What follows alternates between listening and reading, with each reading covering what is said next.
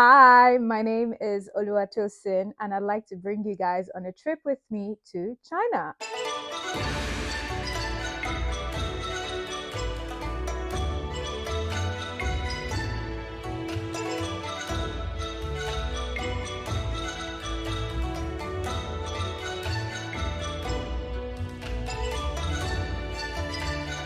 So, this isn't actually my first time visiting China. I've been to China before in 2017. I came with my mom and we visited Shanghai, Beijing, and Guangzhou. So this time is quite different. I was selected to attend a seminar on young media professionals. It features about 30 participants from different African countries.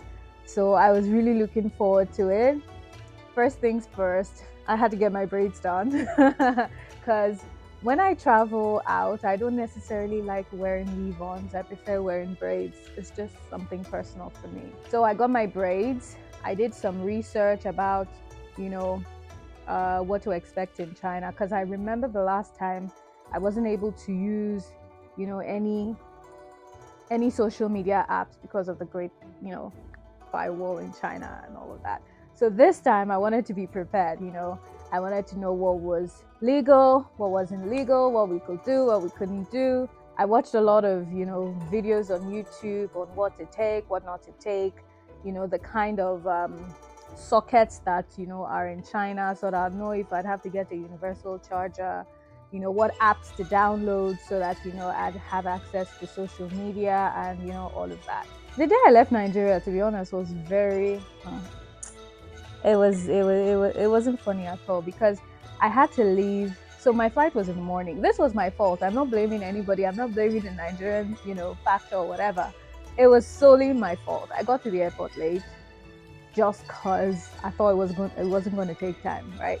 So my flight was for 1:40 p.m. with the Ethiopian Airlines, and I think I got to the airport around 10-ish, 10-ish, right?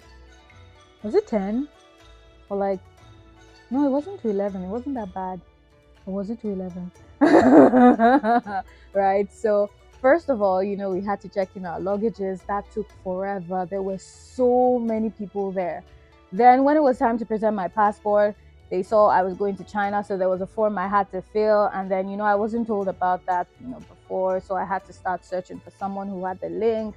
And then, it was all in Chinese. And then I didn't understand anything. And then I kept begging a lady who worked at the airport to help me with it. So that was taking time, but eventually I did it. I went to check in, went through immigration, and then I think it didn't take up to 10 minutes, before we got boarded when I got there, and then we just got boarded immediately. I think it took about 5 hours to get from Nigeria to Ethiopia. And then, the flight was pretty cool, pretty decent. Then when we got to Ethiopia, there was a 4-hour stopover. That was pretty good as well because I was able to connect to the Wi-Fi, at the airport and then call my loved ones and, let them know I was fine. Then we boarded same Ethiopian Airlines to Beijing, China. And that took around 11 hours. Oh my God, I kept sleeping and waking and sleeping and waking. And because I'm so picky about, window seat, I got the window seat, and then it was difficult for me to, go out to use the bathroom because I generally don't like, disturbing people. So I think I just went about once. I just, held myself all through. It was pretty long, but it was decent. I mean, it was economy, so.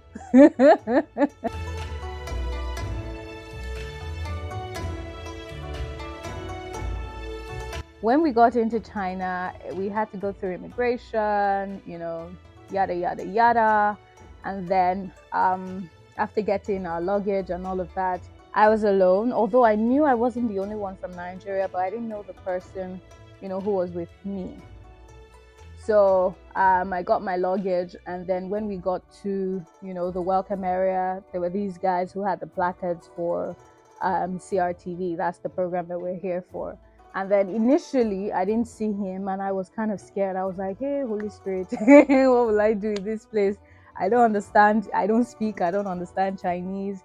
I started going around trying to see if I could communicate with, any staff at the airport, so I could call the contact person. But even the lady I saw didn't understand English. It was just, but thankfully, I kept praying. But then, thankfully, after like I think 5 minutes, I spotted the guy holding the placard. So I went to meet him and then made introductions. And I wasn't the only one. I met some. I met some of the participants, like the people from Ethiopia, and then we had to wait a while for the others to come. Although majority of us were on the same flight, but we had to wait a while for the others to come. So there were people from Ghana, from Cameroon, from Sierra Leone, from South Sudan, from Lesotho. In fact, so many African countries, and it was really, a wonderful experience to meet all of them. So we made our introductions at the airport, and then, we left for the hotel.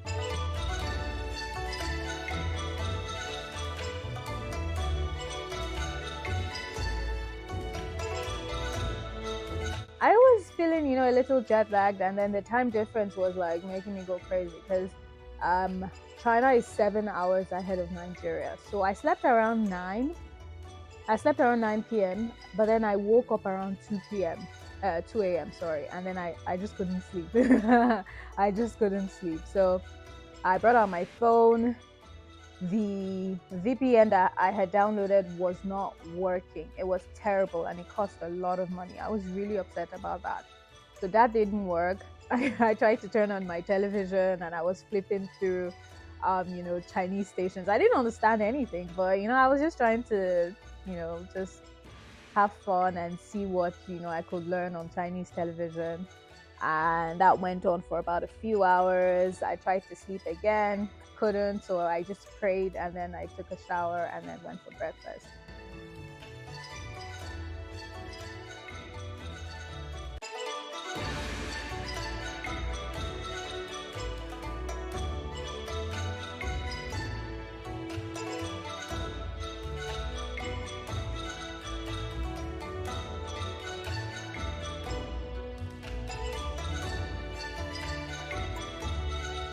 We had to wake up very early because breakfast was around 7 a.m. Yeah, 7 a.m.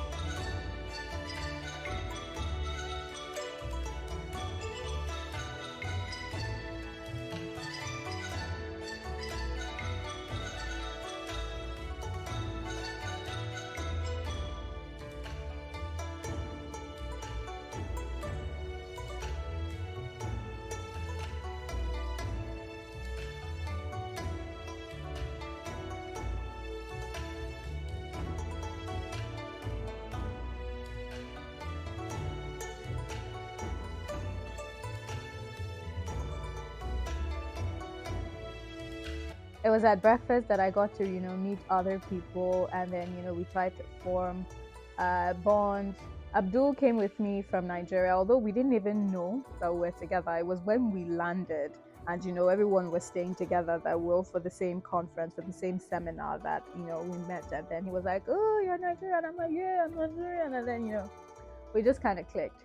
So he had a terrible time at breakfast, lunch, and dinner. In fact, for the first 1 week, because he just couldn't deal with, Chinese food. And I loved it because, I've loved Chinese food for, I don't know, the longest time. Even in Nigeria, I go out to Chinese restaurants to eat. While I was very happy, others were kind of complaining about it. Not because it was bad, just because they were not used to it.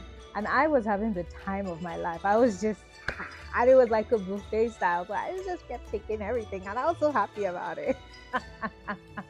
Abdul was just complaining that, "Hey, what is this? There's no pepper. What is this? There's no pepper." I was just like, "It's okay. This food is amazing. I don't see why you guys are complaining." And then I was also looking forward to trying different dishes. So I wouldn't say I went with an open mind because naturally, I'm just someone who likes Asian food. Should I say Asian food? I like Chinese food, so and then even the Chinese food, it's not like I like all, but at least I'm more open to it. So that was good. I got to try dumpling soup, uh, so many stuff that I don't know the names actually, but I just made sure that I kept trying, and then that went on for a while. Although after a while, I started to feel really, really sick because we were having breakfast, lunch, and dinner, and I mean, even back home, I don't eat 3 times a day, so I had to cut it down. But it was really good.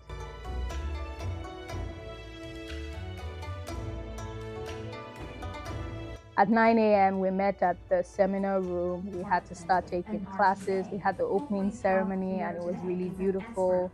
And, the program started.